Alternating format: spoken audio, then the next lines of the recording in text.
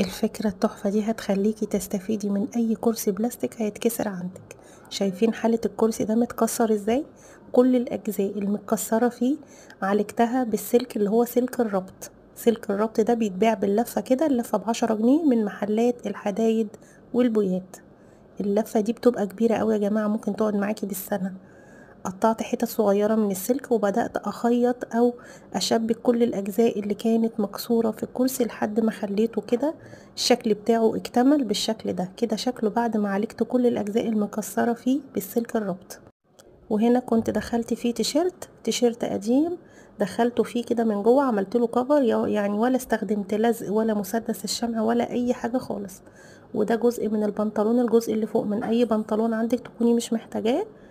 قفلت الحجر بتاع البنطلون كده، خليته كل جزء واحد وقفلته من تحت زي كيس المخدة بالظبط. وسبت الجزء بتاع الاستيك من فوق وبدأت اركبه ككفر من بره كده، شكله في منتهى الجمال. وبس كده يعني، ما استخدمناش لزق خالص. ممكن كمان الكفر ده تشيليه وتغسليه عادي وبعد كده تركبيه تاني، سواء الكفر اللي حطيناه من جوه او من بره.